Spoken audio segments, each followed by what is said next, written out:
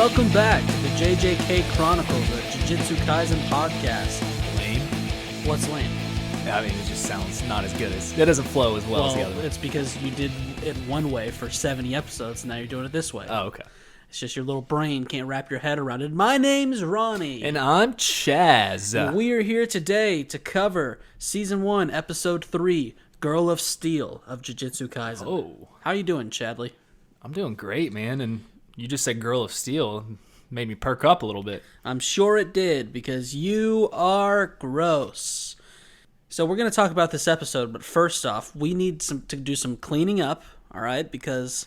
well, it's not that dirty in here. Yuck. We got to do we have to introduce a new segment called Ronny and Chad Pronounce Things. Okay, yeah. Ronny and Chad pronunciation sesh. Yeah.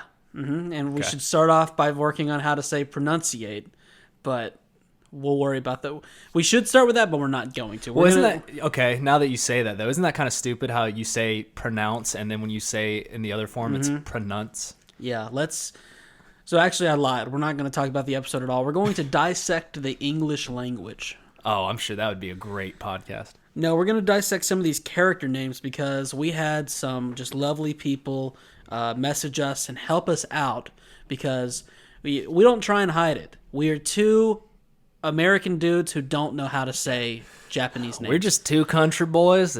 It's hard. Like, it's just hard. Southern accents. And it's not for a lack of try. Like, I'll say, sure, I could go and probably find it on the internet, but I watch in sub. I watch the show, and I try and listen, and they just, like, I can't even pick out where they say it. They're so quick. Yeah. I saw the other night on the Discord where they were explaining Happalord, or I don't know how to say her name either. I think it's Happy Lord. It's a whole world of me not knowing how to say things. It's very frustrating, but she was talking about how they'll just make sound. They'll, like, halfway say it, but Japanese people who can speak the language fluently, or if you can speak the language fluently, just know what you mean. And I was like, hey, help me out here. Yeah, I guess it's slang. It's Japanese slang, and we're not into that.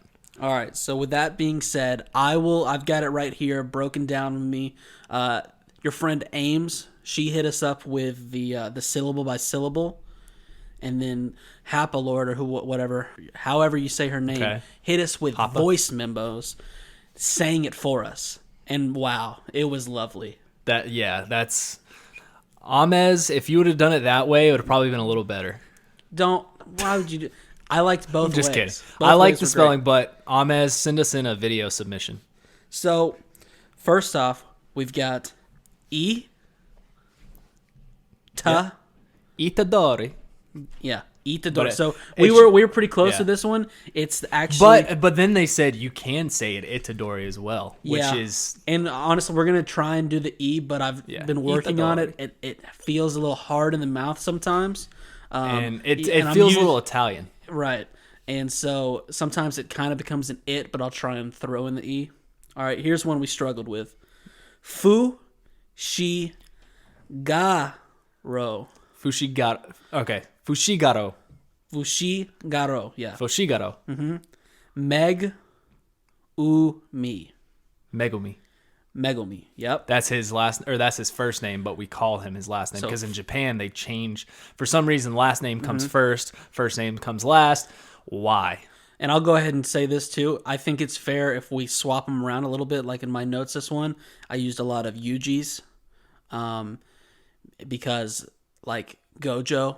Yeah, I was calling him Yuji and stuff. So in my notes, Itadori kind of becomes that every now and then. Well, I'm probably going to say Fushi or Sushi. Well, you're talking about a different character. Yeah, we like Fushi's cute. It's fun, rolls off the tongue, even though you said fungi multiple times last episode. Didn't like that you did that. And then Gojo Satoru. Yeah. Gojo Satoru. Yep. And then this one, this is where, oh, God. I can't do this one. So they throw that Y in there. Okay.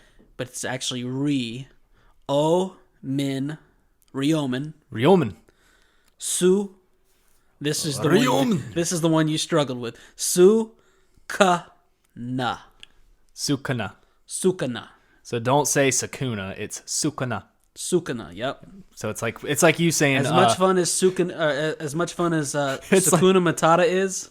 It's like you being Spanish the last 75 episodes and calling Mikasa and saying my house. You pretty much said my house for an entire 75 episodes. Well, that's an entire other situation because they said I would listen in the anime. That name said like 8 different ways, I swear to God. Yeah, it's like Bertolt. But anyway, moving on to the actual episode. We will try our best. Just because we did that, don't expect it to be perfect. And the horrible thing is there's going to be more characters introduced, and we're going to say those wrong. So just hang with us, ladies and gents. So Girl of Steel, we start out in the hustling and bustling of the streets of Tokyo. The girl we met on the train at the end of the last episode has arrived. Fushi and Itadori are waiting outside, and they stick out like sore thumbs. They do. Hey, you talked about Tokyo, and this is a beautiful scenery right here. Mm-hmm. Would you like to visit Tokyo one day? Yeah, dude, we're going. We're going. We said it once we get 200 followers and that money just starts pouring in, we are parlaying that into one heck of an adventure. And I'm not a big city guy, I'll be honest, but I would love to just go there for a couple weeks. I'm more of a country boy. I mean, I've always been. You think we could do like 2 weeks? 2 weeks, yeah. Solid. Yeah, I think the only thing that would long trip, so you want to get your good out of it. I think, and I've got to bring my own fork. That's the only problem. I'm gonna have to wash my own fork. I'm gonna have to, because you can't bring more than one fork. But I don't know how to use chopsticks. I really don't. Well, I think that's the whole part. We got to be integrated into the culture. We got to work on it. Yeah, but imagine a guy just walking around with his own fork. I mean, it is funny. Just in his left hand. I don't even put it in my pocket. Yeah. I'm going with a spork. You're going with a spork? Okay. Yeah. No, we're gonna go, and then when we get 400 followers, we're just moving over there because this podcast will perform better if we're in Japan. I think full weeb it. Yeah, just go straight to Japan, I think. But no, they're sticking out like sore thumbs because they're in their school uniform, I presume, which is like some sort of cloak to begin with. It's a black cloak. Itadori is wearing a hoodie underneath that. It's just too much. I got hot just looking at it. I started sweating. Because it looks like a beautiful day in Tokyo. Pretty warm. Well, I think she said it was like March, so it's probably a little chilly. Actually, she didn't say that. I kind of just made that up. I don't think she said any month, so don't just lie. It looked pretty... I looked around. Everyone else was in like shorts, t-shirts, and then these two bozos were in full-on... Looked like they were walking through the tundra. So Itadori asks how there can only be just 3 first years, to which Fushi says, how many people have you met that can see curses? He says the number of Jujutsu sorcerers are very minimal, and Gojo pulls up on the scene, also very overdressed for this occasion. I like Fushi like kind of saying that in a smart-ass way, because it's like, dude, you've never seen a curse before like last week, and you're asking how there's only 3 first years? And so Gojo, he turns up, and it turns out the uniforms can be customized, and Gojo just took it upon himself to put a hood on Itadori's. I like this guy. I would have asked to customize mine into short sleeves and something that showed off my calves a little bit. I think he gave him that little red for, what are they, for like blood and evil, since he's got Sukuna inside of him. Wow, you think so? I think he little code message there. I don't know what he was doing, but my favorite part is how, it's never addressed as to why Gojo put a hoodie on. He's just like, I felt like he was a hoodie guy. So let's just throw him one on there. We cut over to a man with the most chiseled jaw I have ever seen. Did you notice this guy? Did you notice the jaw? I noticed the jaw, the crimson chin jaw. This jaw has a jaw inside of his jaw. It's crazy. Me and you, we could slip on a 2-man harness, clip onto the rope hanging from his nose, and climb up this rocky mountain that is his jaw. It is unbelievable. So old Jaws is trying to get some girl walking through the street to model for him. Got one of these guys again, one of these pedophiles. They're backing at it. Always on the lookout for pedophiles. Yep. She turns him down, and this conversation is overheard by our new girl student, who walks over and asks hey, what about me? He doesn't seem to have any interest and tries to run away, but she stops him in his tracks because she needs to know why she's not worthy of such a gig. Well, this is where I have a problem with females, man. Well, okay. I don't want you to, but go ahead. As soon as they see that a pedophile doesn't have interest in them, they're like, oh, well, that guy doesn't have interest in me? He needs to have interest in me. And then it's like, come on, girl. This guy's a fucking creep. Do you... Okay. I don't even know what to say to you right now. We see that the boys are watching all this take place. Itadori's touring Tokyo right because he's got some snacks, some really cool sunglasses. He's just living life right. This is me and you, you know? I've got some snacks. You've probably picked up some douchey-ass sunglasses and, like, walking around with your fork. For some reason, like, you have a backpack, but you always carry your fork. Oh, it's just always in my left hand, yeah. Just because you never know when someone's going to offer you a free sample and you just stab that fork in it. And they're like, this guy. Like, we got chopsticks, and you're like, I don't know how to use them. Chopsticks. So Gojo calls out for her, and she has the same exact question every other person does. What's up with the blindfold? He still hasn't answered that, has he?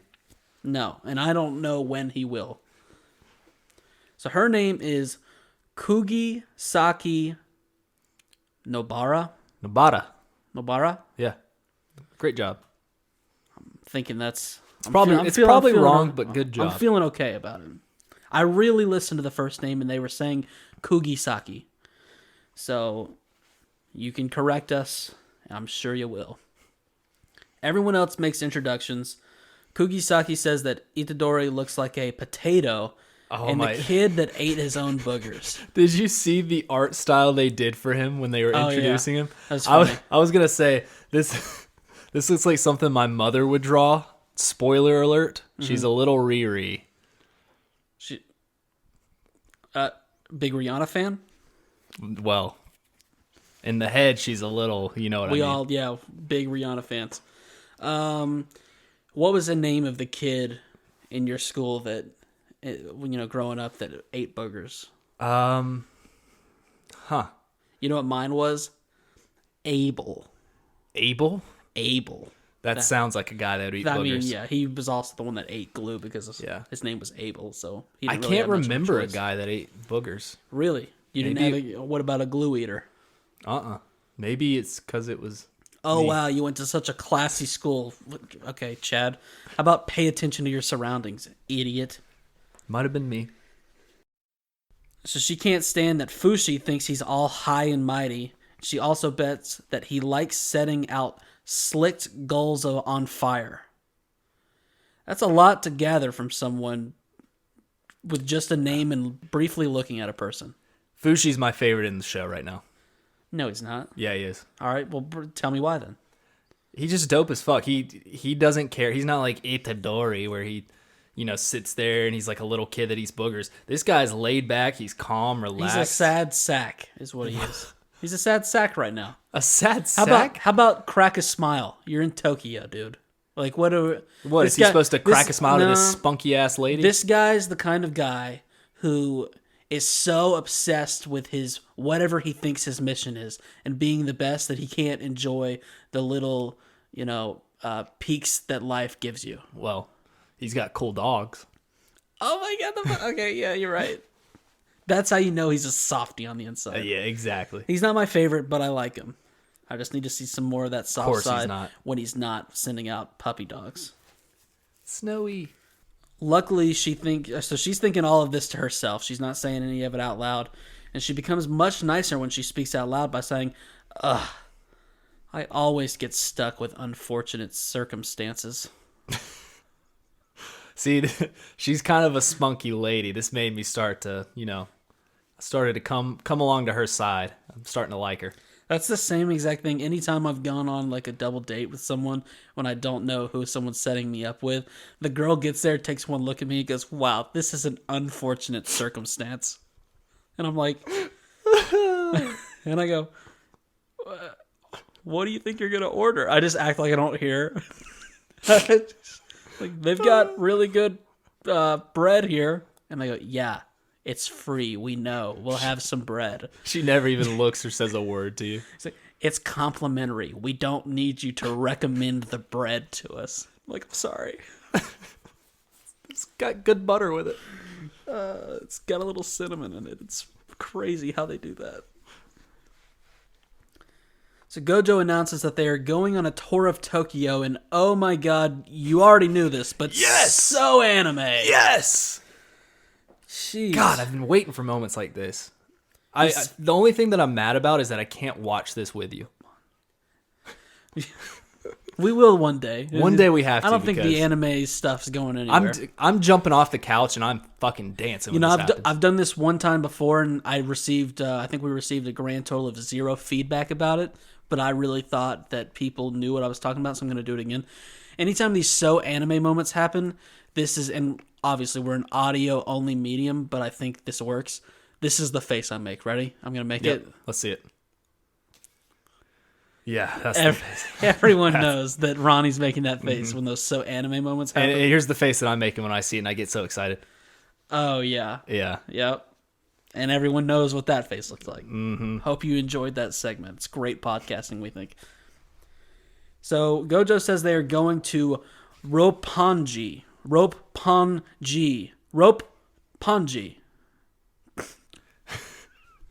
We cut over there and whoa, scary looking building. It is very scary looking. Also, big scary cemetery nearby as well. The double whammy of the two made a curse pop up. And we learn that it's not so much the cemeteries that cause curses as much as the fear that is connected with cemeteries, and the same goes for school. So that's a nice little... I like that. That's pretty interesting. So if you have like one of those happy cemeteries that few and far between, but they're out there. Somewhere out there. You wouldn't get a curse, but... Okay, so if I'm understanding this correctly then, from that knowledge, it's simply like the fear and bad emotions from surroundings like, say, hospitals and graveyards that form these curses? Yeah. It's not the actual, like... It's just not the actual death that's going on. Yeah, and, it's just the fact when people go to the graveyards, they're obviously not having good emotions. That's what causes. Yeah, I think the whole idea is it's not like ghost or anything. It's like these things are being manifested by the negative emotions that go by living creatures. So they fill in Kugisaki that this Itadori chum is running around eating fingers, and she's not down with that. We got a phalange eater over here. And Gojo says that this is somewhat of a test for them. Itadori is worried since he hasn't learned any Jujutsu yet, but Gojo tells him he is basically half a curse already, although controlling that energy isn't something that you can learn overnight. So what do you do when you've got someone completely unqualified for the job they're getting ready to perform? You give them a weapon. And this weapon... Oh, I love the name of this guy. It's a curse tool called Slaughter Demon. And I would just like to say, with a name like that, he did not need to specify that it was a cursed tool. Because if at any point in my life someone walks up to me, same thing, I'm completely underqualified for a job, so someone comes, gives me a weapon, and says, oh, here, use this. It's called Slaughter Demon. I would say, oh, so it's cursed, huh?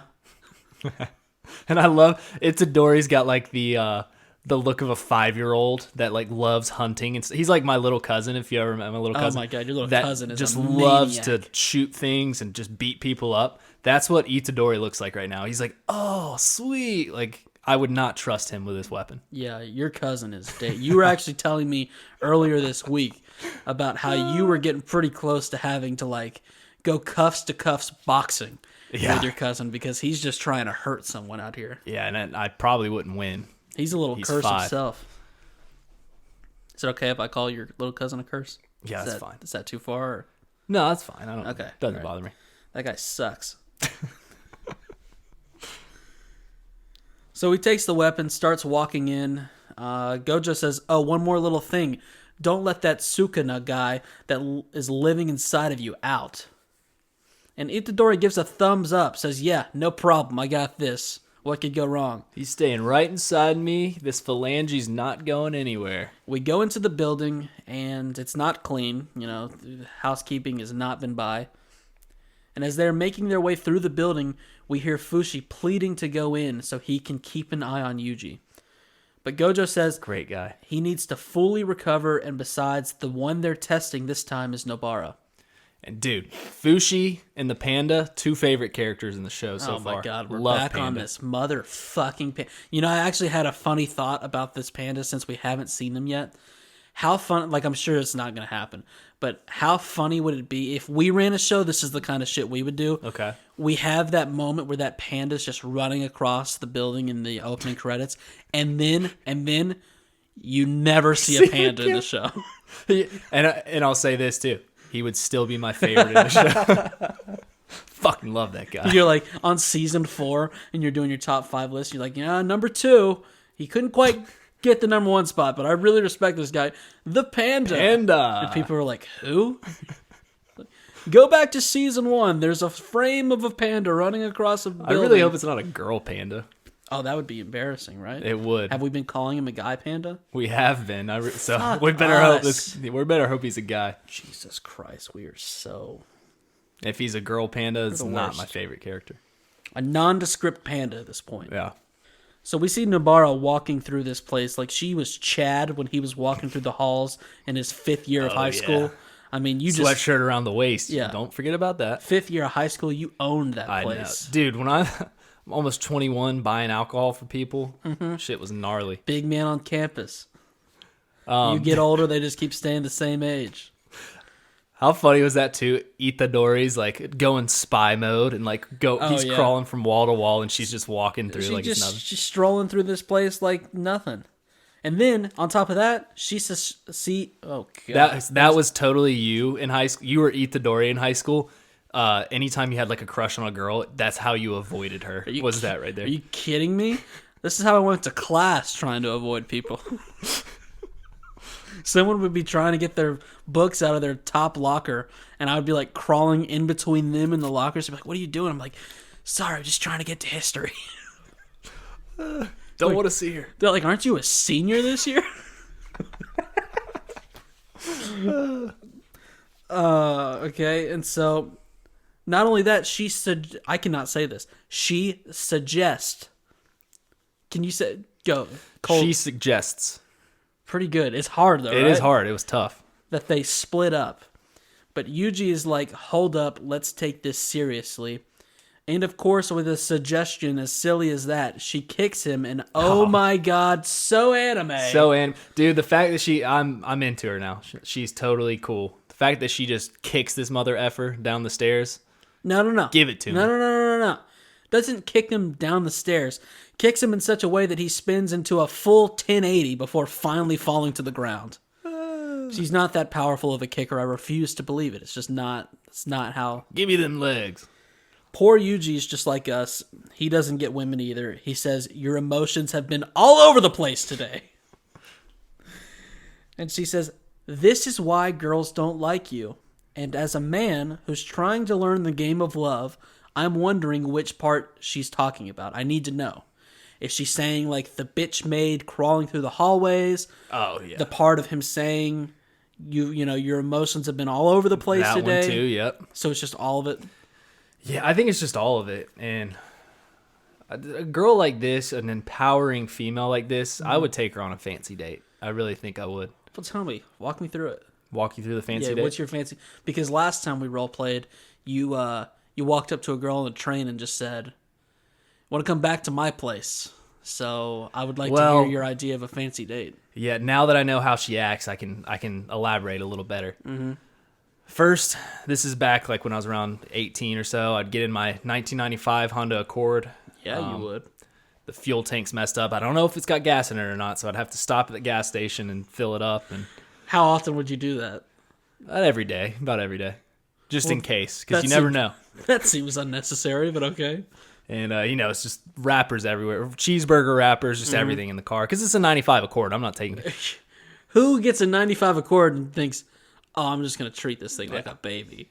Cloth material just smells like straight up ganj. I know the car. I go and pick her up. Don't open the door for her. I just call her. I'm not going to her door and opening. I mean, why would I do that? Right. And then her dad gets mad at me because I don't go up to the door. I just call her and tell her I'm here. Mm-hmm. She gets in the car. This is how every date went for me, by the way. Gets in the car. I drive to Olive Garden. Ooh. Yeah. All right, little Italian. Get some bread. Nothing like getting a little garlic in the system for a little romantic evening. Get some bread, get some salad, and then I order some pasta and we share it because I can't spend more than one dinner meal. Share like one entree, or you're doing like a 2 for $20 ordeal? No. Share one entree.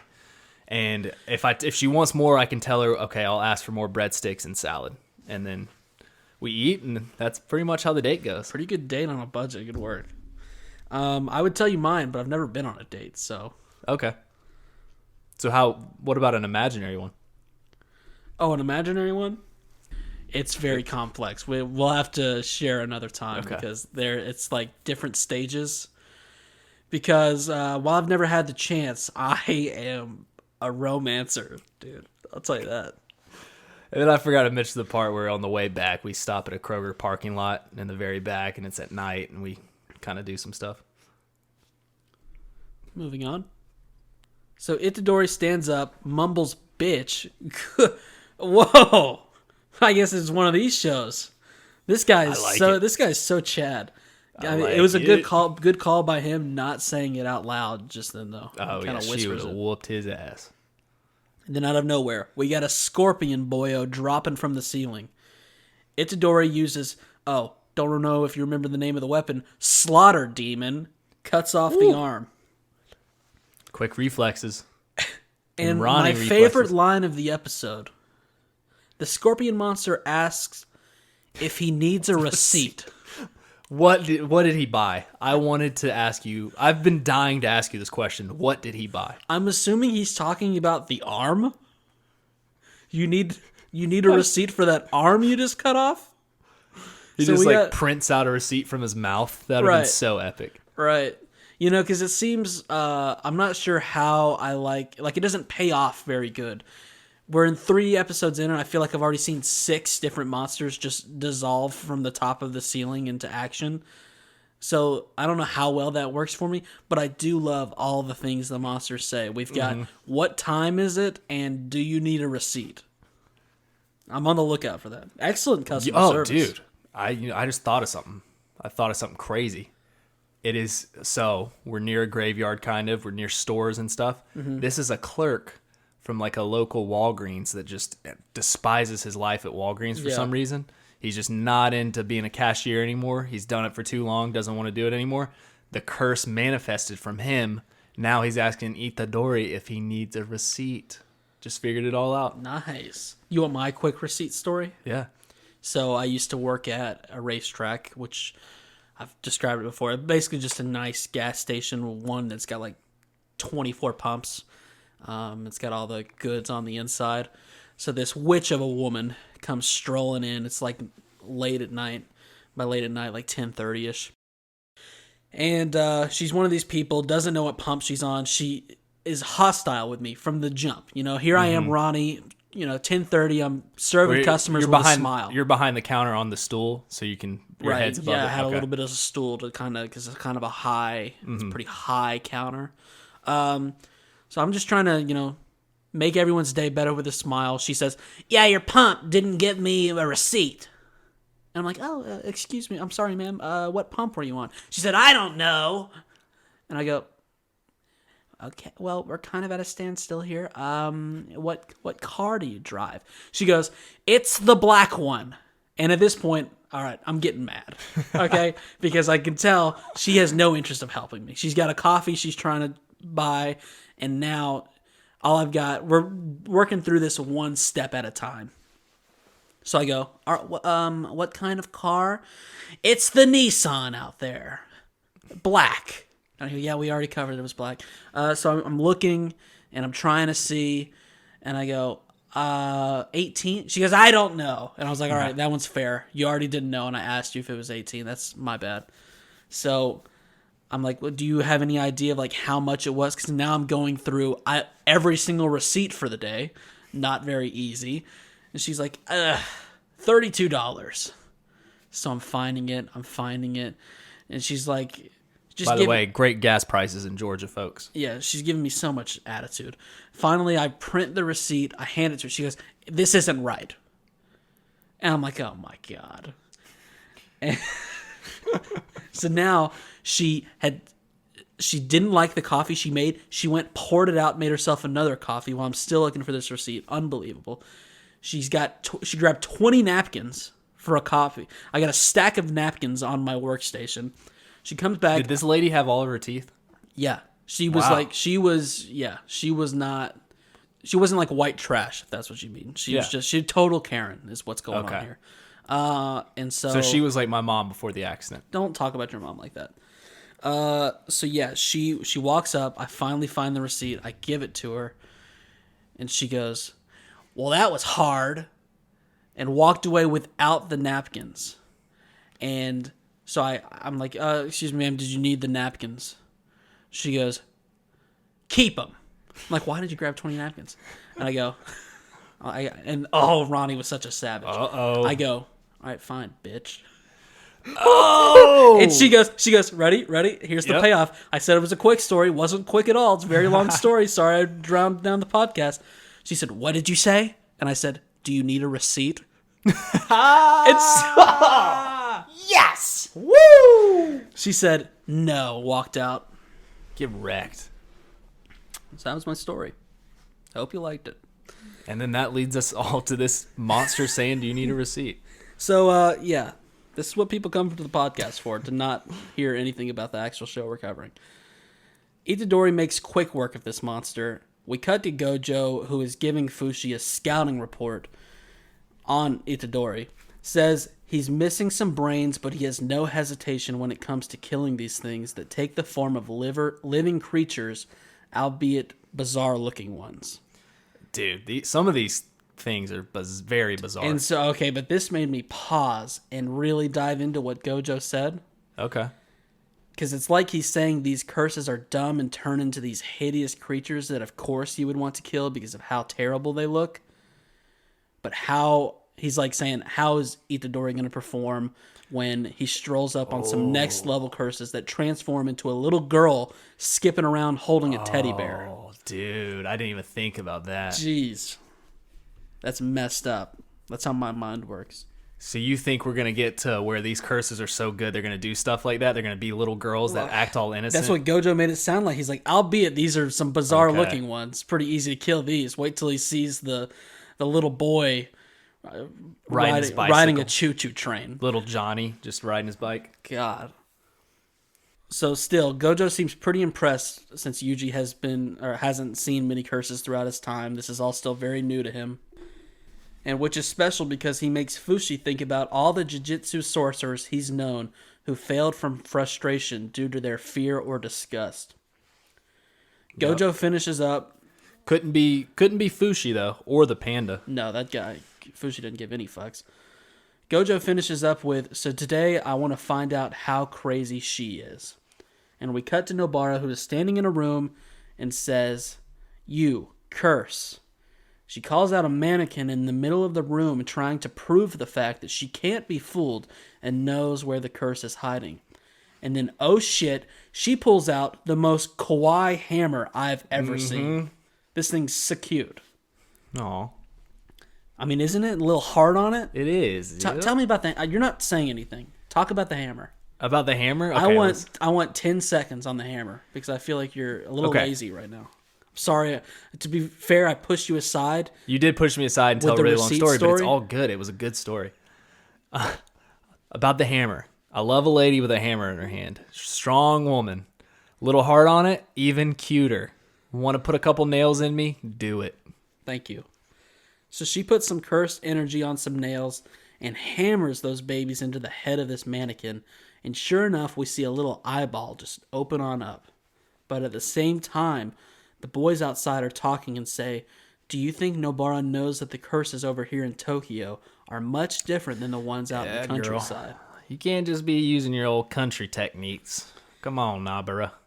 And of course, we're watching Jujutsu Kaisen, so naturally, 3 more eyeballs pop out of this thing. So many eyeballs in this. So many eyes.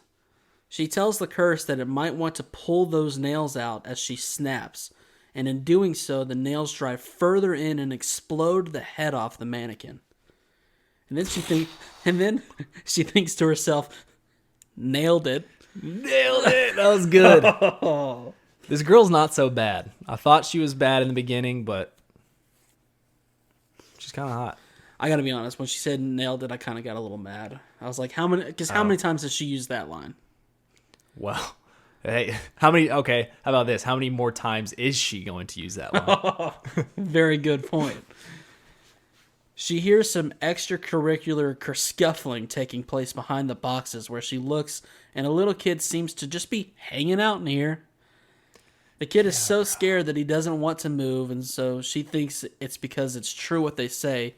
Kids don't warm up to beautiful women. Oh, starting to like her even more. So you're buying into all this, huh? No, that's kind of honestly, you know what that is? A bitchy sentence right there. Like I said earlier, it's females. They think they want to just look good for everyone. They can't just be with their significant other. They got to look good for his friends. They got to start texting his friends and hanging out with his friends. And yeah, I mean, we got a 1-star review because we were apparently discussing little girls having crushes. And now I hope she gets a 1-star review for saying, oh, little boys are always scared of beautiful women. Mm-hmm. It's not cool. And then before you know it, they've been around the block with all of your buddies. The kid starts to come out, and as soon as he does, a little green troll alien monster comes out and grabs his head, takes the boy hostage. Nobara is a bit sketched out because she realized that this curse has intelligence. And that's just as Gojo is outside saying these Tokyo curses are pretty cunning and they like to enforce cruel decisions. She gets frustrated because this curse isn't even that strong, but it knows that, hence why it's holding the little boy hostage. So she starts doing some logical but also very dark thinking about how if she dies, so does the child. Mm-hmm. But if the child dies, she won't. She won't. You know, at that point, it's really just a numbers game. And I respect a lot of times in these type of shows, all they care about is just saving the child. She's actually thinking like a real human would right here. Well, yeah, as you would, definitely. Huh? This is, yeah. No, I would have loved to save a little kid. You're the type of guy that sees a kid drowning in the ocean and is like, all right, well, here's... Whoa, dude, the currents in the ocean are You're like, there's one of two game. things that can happen. I can go out there and we Get both swept away? die in the current, or I can just... Call a lifeguard. Or I can just say, swim this way! And then it at least looks like I tried to do something. Yeah. Hey, quick, very, very quick story time. About 4 years ago, was at the beach. I'm a very in-shape guy because it was only 4 years ago. Yeah. Don't know why I had to mention that because this has nothing to do with the story. Yeah, I don't know why you had to do that either. We're sitting at our tent. We have a tent, our whole family. We hear kid drowning. And this lady is just yelling it, screaming, terrified. Mm-hmm. And so I get up. I'm like, this is my moment to shine. And I look for the nearest lifeguard.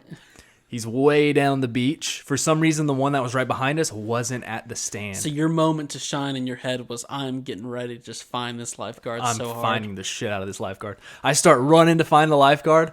I look to my left. I'm yelling for people to get the lifeguard. They finally get him. And then there's this lady behind us that's running to go get the kid. Mm-hmm. She happened to be like a throat doctor. She was like, that's what she specialized in. She was giving, then she ran to the kid, started giving him CPR. It was crazy. And, and then someone ran up to you and went, hey, are you the guy that told the guy to go get the lifeguard? And you went, yep. That was me. They're like, and then they said, you're a legend. It was awesome. And then the news stations came and said, so, sir, you were involved with this? And you went, well, yes, I heard someone screaming over there, and so I just knew what I had to do, and that was the right thing, of course. So I just said, hey, get the lifeguard. Get the lifeguard. And then this other guy got the lifeguard. I was hammered, too. It was a crazy moment.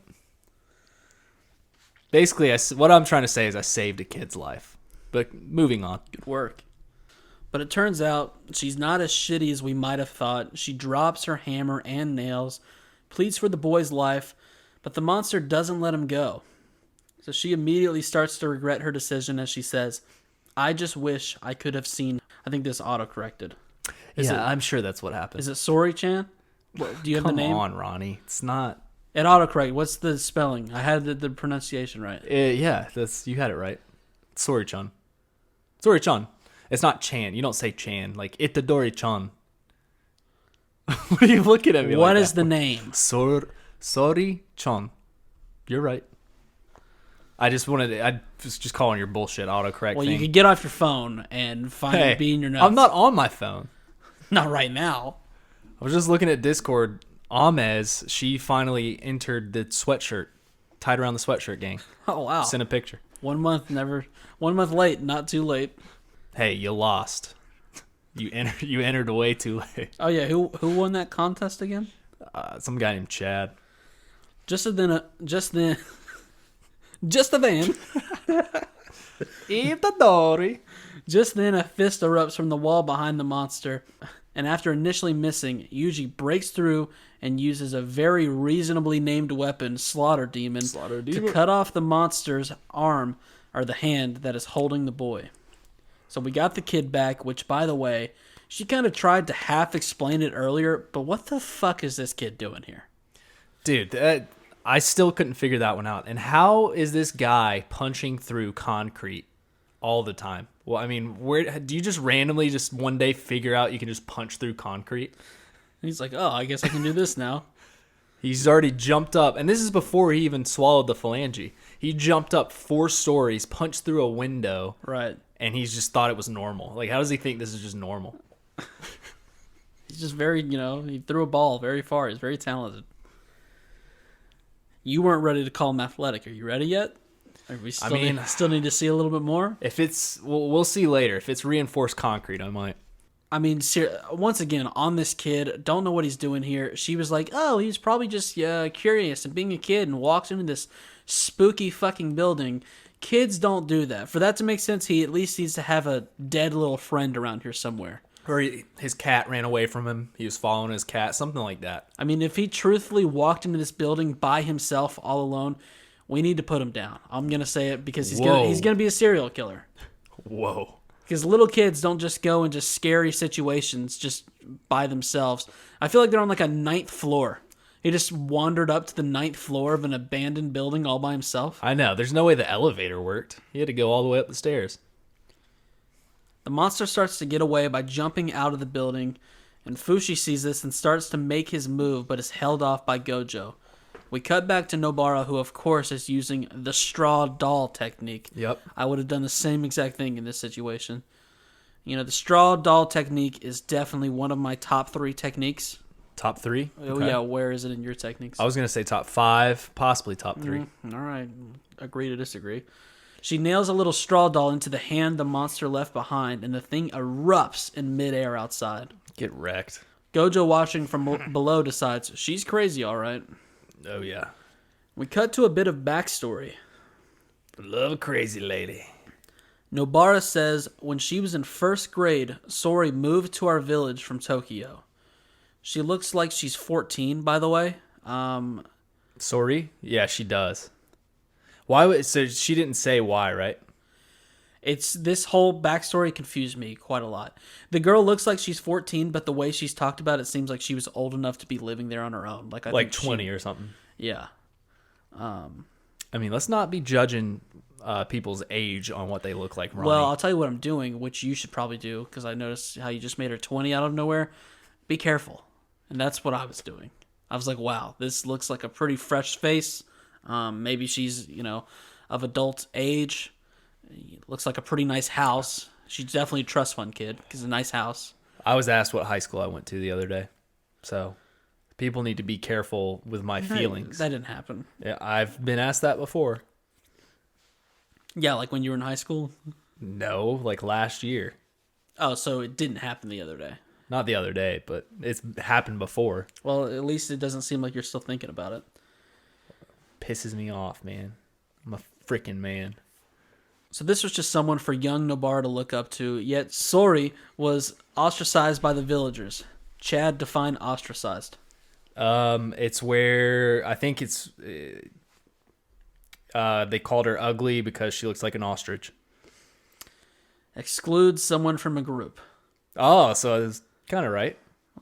Has nothing to do They with they got it from the origin of ostrich, the Austrian word ostrich. Because ostrich, as everyone knows, is very secluded, very excluded, not secluded. It's an ugly. Those things are so ugly, dude. So it's just a shitty town. People forced her out. They graffitied her car with things such as "Leave," "Go back to Tokyo," "Filth," "Serves you right." Wow. And my personal favorite of this graffiti was simply just "Broken van." I like to think they didn't do anything to the van, but they just were like, "Oh, this will show it. Until she starts this thing, she's gonna think this thing's broken." We see a scene where they're eating tasty treats and giggling. Nobara ends up saying, "If I had stayed in that village," and then there is just a head laying in the snow.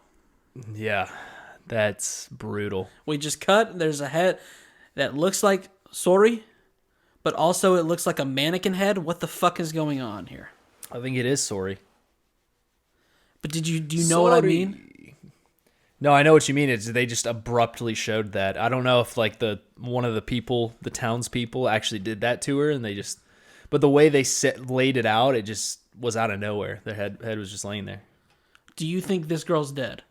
Yeah, I think so, but it's so confusing that the beginning I thought she was dead, and then later on in the episode I was like, what if they run into her at Tokyo? Somewhere in Tokyo. She's getting ready to say something like, "Oh, we'll get to it," but it was super weird. Do you think that she has these powers, these curse powers, because of her thoughts of when all this crap happened? Like, how do you think that's how she kind of got it, or what? I don't know if it's something that you're born with, or I don't know.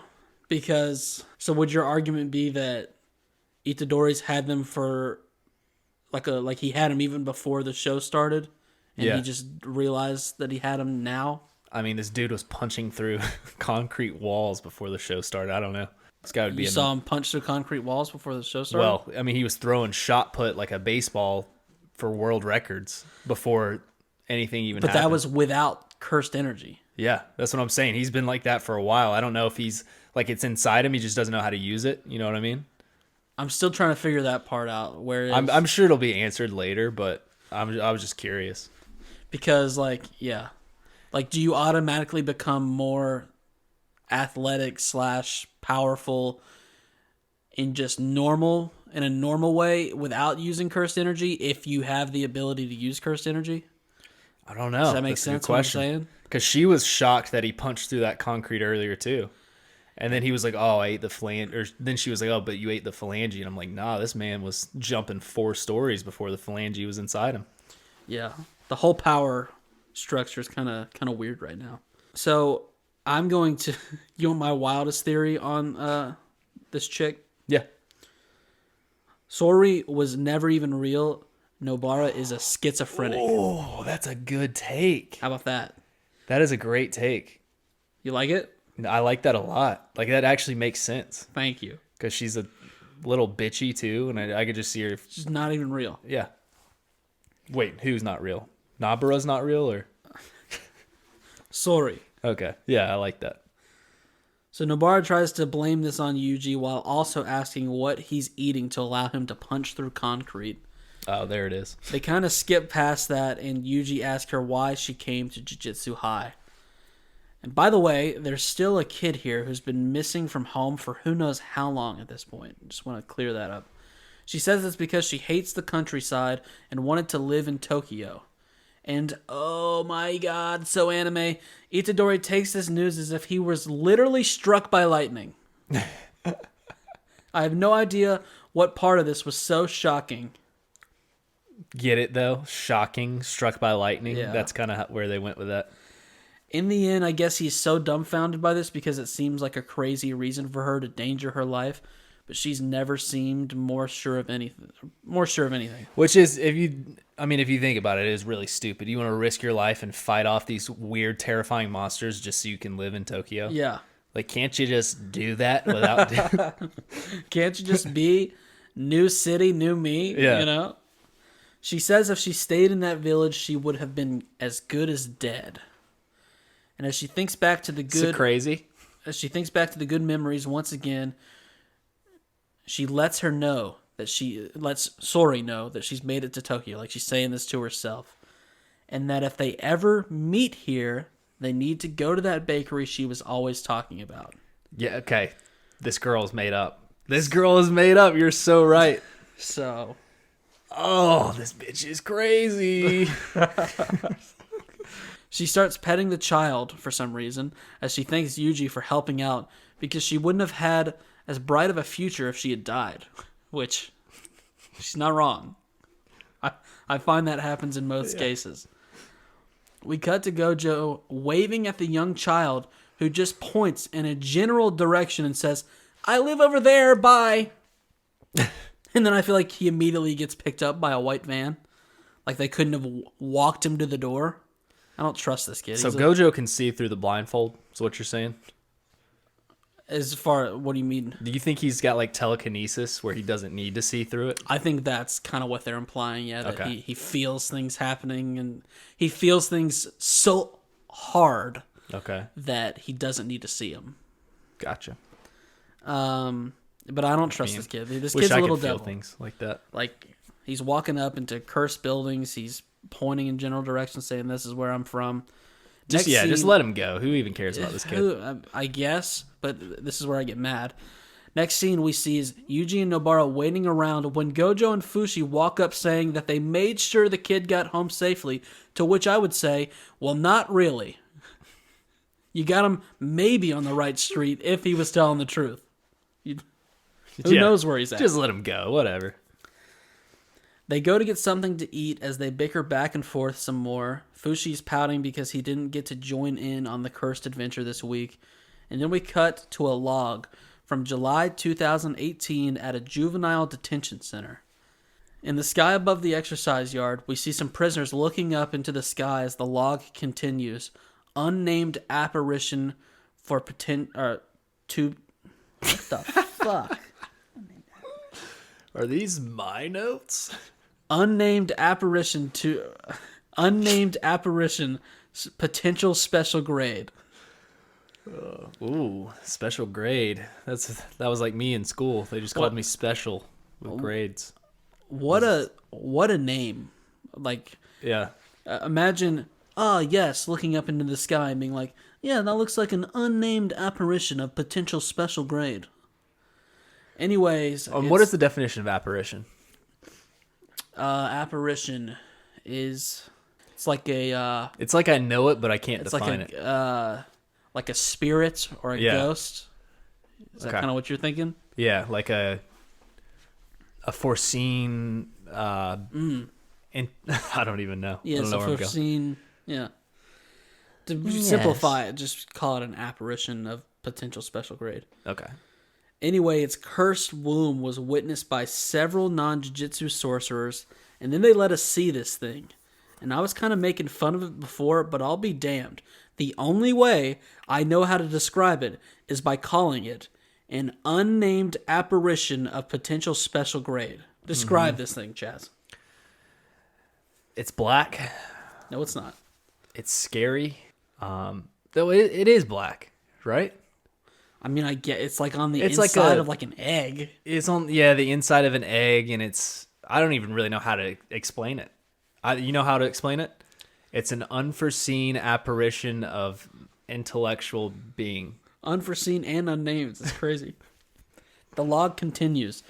Due to the emergency nature, 3 Jujutsu High first years were dispatched to the scene, and 1 died. Ooh. And then, lost in paradise. When we get to the after credits scene.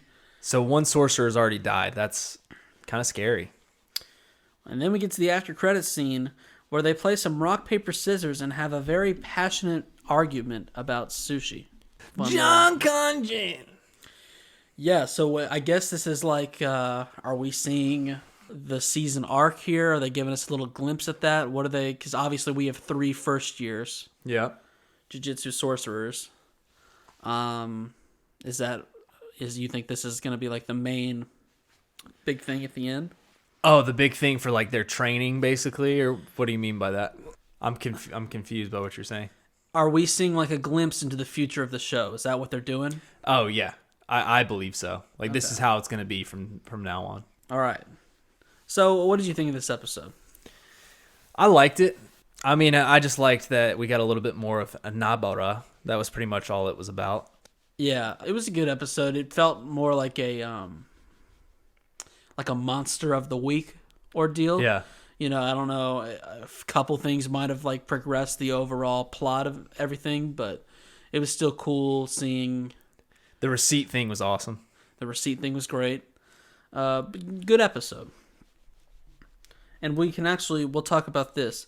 Happalord, she's getting shout out all over the place. She's making big moves.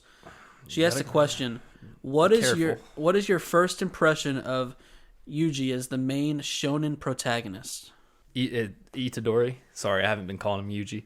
Yeah, I think he's not bad. He's just, to me, he's kind of like the average guy right now. I know it's only been 3 episodes. Obviously, that can change pretty quickly. He's the average, kind of just playful, wanting to do good, average shonen guy is how I kind of look at him in this moment. Yeah, I would agree. He's been like silly or whatever, and it's been fun, and I'm just interested to see where he goes from here, basically. I'm interested to see if shit gets real serious, too. Because you like, never know with these type shows if it will get that serious or like how dark they want to go with it. Mm-hmm. I'm very interested to see that. Like we've seen him get serious when he thinks about like his grandpa's last words and how he needs to save people. We've kind of seen a different side of him. I guess I'm interested in seeing how they mix more of that side where he gets connected more with these other characters along with that fun, goofy side. And then we'll do learn a little something about Ronny and Chad here. Which is basically where you kind of just learn a little something about Ronny and Chaz. And this is from, God, so many names I don't know how to pronounce. Kayiti? I don't know. Kayati. I'm kind of working my way backwards through your old episodes. How would you guys say your podcasting personalities have changed throughout this process? To me, you guys seem more relaxed as time goes on, and it feels a little more effortless. Anyway, love the podcast. Keep it up, guys. Thank you, my friend. What do you think, Chad? I'll start this one off. How do you feel? I am way more relaxed doing this now than I was in the beginning. I'm going to be honest, man. I was nervous as shit in the beginning. Like, I was sweating like I had a live audience watching me. Like, There was a camera on me. We didn't have any of those things. But in my mind, we had all of them. We were in front of a stadium of people. That's what it felt like for me, the first 5 episodes. No, I would say the first 20 episodes. It is funny. I definitely picked up on a different side of you when we did the podcast because you could tell that you were a little rattled. But I don't know necessarily if you're extremely to me, you weren't bad. You could just see that you were more rattled then. And then for me, I still I don't know necessarily if I feel more relaxed or better. I was never super nervous. The most nervous I get is when I would come over this way during Attack on Titan Season 4 airing and not having seen the episode yet and being like, okay, I got to watch this and then figure out what I'm going to say and hopefully what I say makes sense. That was the most nervous I got. Okay. I feel like mostly you've improved. I haven't really improved that much. Your flow improved more as we got on. As we went along, my flow's kind of just been pretty stagnant along the way, but that's just how I am. Yeah. That's the other thing too, is there's so many times where we do these podcasts and I don't know when they're going to be good and when they're bad. Like this one, I get to the end and I'm like, oh God, I did fucking terrible. But maybe when I edit it a little bit, it won't be as bad as I think it is. And then sometimes I'm like, oh, that one was good. And then I go back and edit it and I'm like, I was also really nervous to just speak my mind in the beginning. I feel like I didn't really just come out of my shell. Right. Now that I'm out of my shell, I just say whatever the hell I want, man. Yeah, we noticed, and it's very dangerous. I say what I feel. This is my heart speaking, guys. It's very dangerous, but you know what? I wouldn't have it any other way. With that being said, that's the end of this episode. Episode 4 will come out Thursday night. Be ready for your workday Friday if you like listen to podcasts that way. On YouTube, by the way, guys, I've completely forgot to put this on YouTube. If you're a YouTube listener, you're obviously not listening right now because it's not on YouTube, but it will be within the next couple days. Good work. I've been Ronnie. And I've been Chad. Peace. Peace.